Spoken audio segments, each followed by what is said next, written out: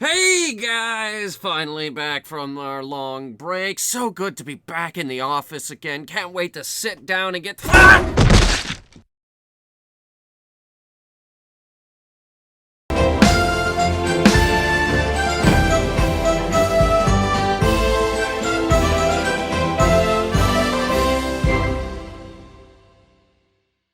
Hello, my name is Hunter, the movie reviewing pony, because when it comes to cinema, humans cannot be trusted. And neither can bears. Because they're bears. They're kinda scary.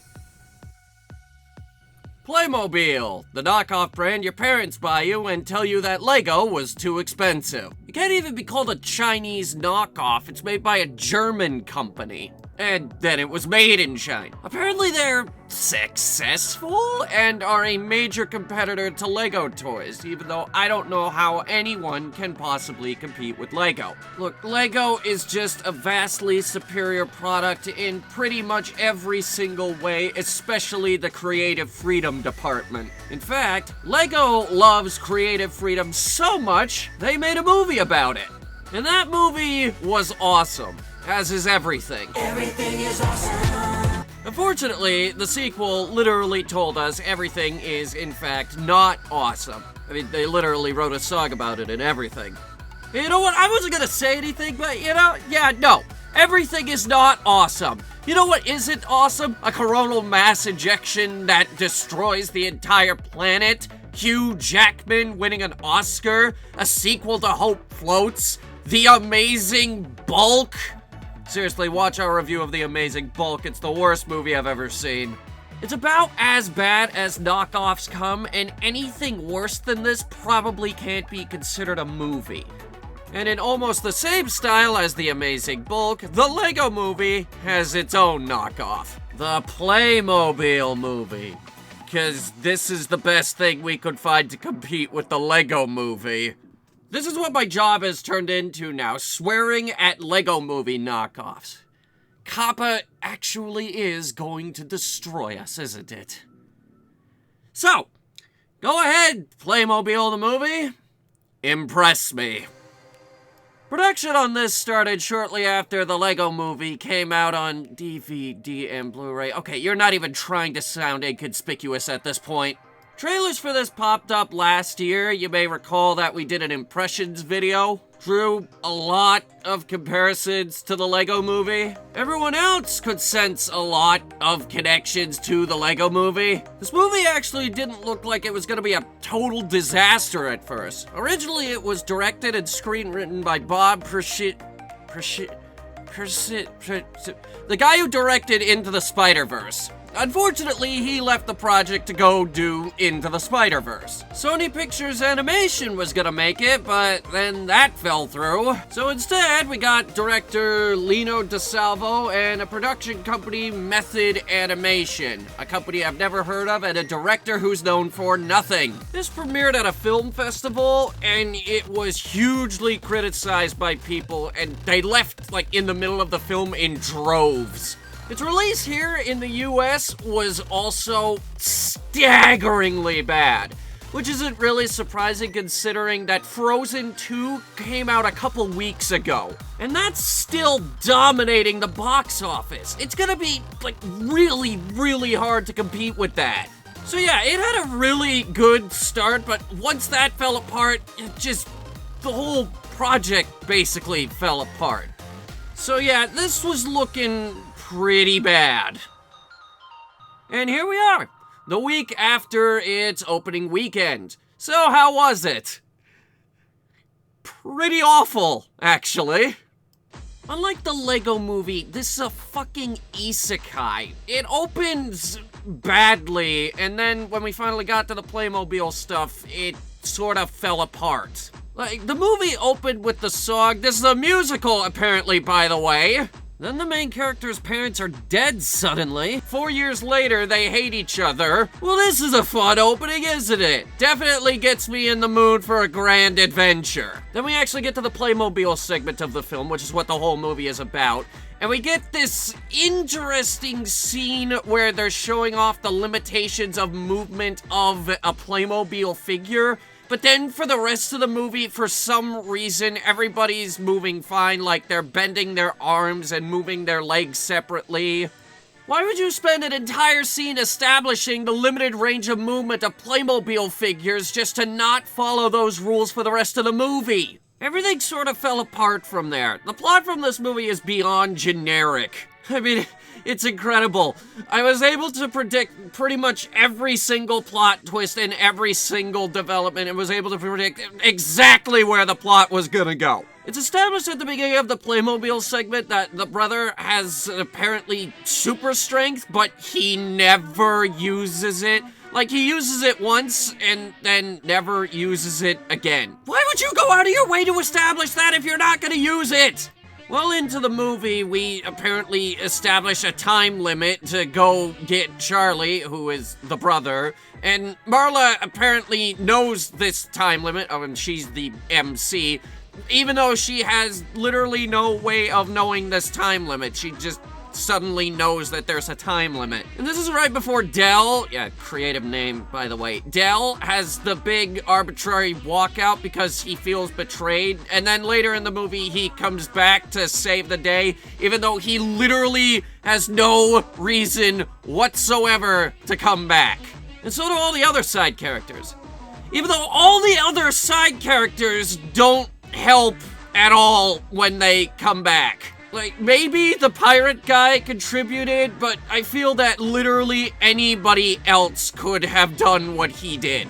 He wasn't even that good of a character. In fact, outside of our two main characters, no one is really likable. There's a robot that joins the two main characters like halfway through the movie, but he's a really bad character. He betrays one of the antagonists at the drop of a hat, and you can't actually understand what he's saying.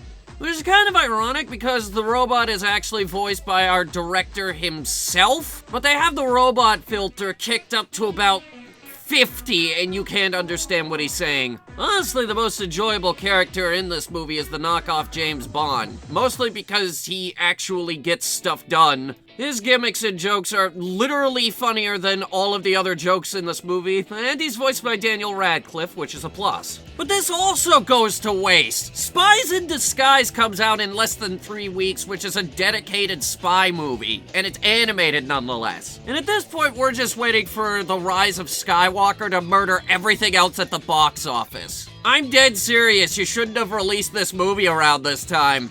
I'm gonna draw some comparisons to the Lego Movie because that's clearly what they're competing with here.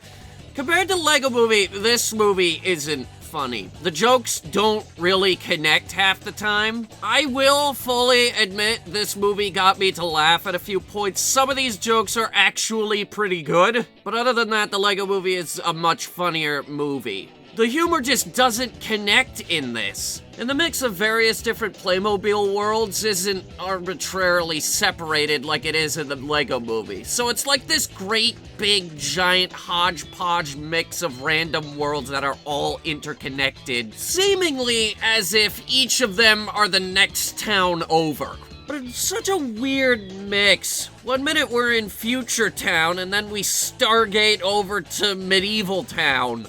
Oh, and I should have brought this up when I was talking about the time limit, but our main character just sort of arbitrarily knows stuff. She, for some reason, knows that the lighthouse is an extremely important plot device and is the portal home. And this movie likes to... it feels shaky. I don't think they really knew what they wanted to do with this movie or what message they want to send with this movie. They can't really seem to stick to one general message. Playmobil toys are good, I think? Yeah, that's about right. The whole movie is basically one big giant product placement and an overly long commercial to try and sell Playmobil toys. And I don't think I could get past the anatomy and movement of these Playmobil figures. Like, they established at the beginning of the movie that they were probably going to follow the basic movement of the Playmobil figures and then just threw all of those rules out the window. Everyone has these claw hands, yet they're somehow able to use chopsticks perfectly. This is less of an issue comparing it to the Lego Movie at this point, and more of an issue that they set these rules up at the beginning and then followed literally none of them. It's like the Lego video games. It's like, screw it, they can move however they want. Minutes after we establish the limited movement of Playmobil figures, she's running. This goes deeper. This is a Playmobil world. Shouldn't everything be made out of plastic? Why do the horses have fur? Well, the only reason we're going through any of these settings is because Playmobil happened to do sets on them at one point. The Lego Movie thought outside the box. Why can't this movie? There's also some really terrible plot points, like, their parents are dead now. Why? For what reason? We cannot live in a world of chaos. In this Playmobil world, it is a world of chaos. Like, 1 minute, we'll be having a conversation, and the very next second, they're singing. Because this is a musical, apparently. They're not good songs, either. They're pretty bland and forgettable. Like, I saw this movie yesterday, and I can't remember any of them. Through a bunch of them, they just sorta talk, sing. I would even argue that they struggle with basic rhyming. Or then there's the villain. Oh, this guy sucked. The first time we see him, his face is all silhouetted and concealed for no adequately explained reason, because literally the next time we see him, his face is fully revealed. Also, we saw his face in all of the trailers. And his evil plan is just kinda dumb. His whole character is kinda dumb. Honestly, the Jabba the Hutt knockoff was a better character. And on top of all of this, the plot's generic. Good lord, this movie's a mess. This is a surprisingly uncreative movie, especially since I think one of Playmobil's messages is creativity. I'm not entirely sure. What's good? The animation. The animation is smooth. It's a very well animated movie, and you can tell that the animators had fun animating it, even if the anatomy and style is a bit off. Okay, it's completely off, but still. Hey, the characters look good. It's cute enough, especially since Playmobil are known for those single-colored, dead, soulless eyes. Counteracting that, the characters here actually look pretty good, and the acting backs it up pretty alright. But as I stated in the impressions video for the trailer of this movie, animation doesn't make a movie. And as expected, it didn't make this movie either. Alright, putting this on the board, where would I rate it? A 4.2. Yeah, about there. The trailers for this movie like to talk big with its epic adventures, but it's boring. It's boring. I honestly felt like getting up and leaving halfway through. And Charlie's big speech about fate at the beginning made me cringe. It can't follow the anatomy of its own figures, and it isn't willing to step outside of its own comfort zone. But you know what? I can't help but wonder, what would we have gotten with the original director? I mean, that guy went on to do Into the Spider-Verse. Maybe that would have been good, but we got this. My advice, absolutely skip this one. It's not worth it. There are so many better things out at the time, and I have such a busy schedule. Like, you folks at home have no idea. Blah. My name is Hunter, and this has been a Hunter Review. There once was a guy who created a machine, a thing that would take people to and from some other world. And when he arrived, he had run into a pony who smiled and decided that they both should go see a film. When that movie sucked, they decided to join forces, and then they created a new show called Hunter Reviews.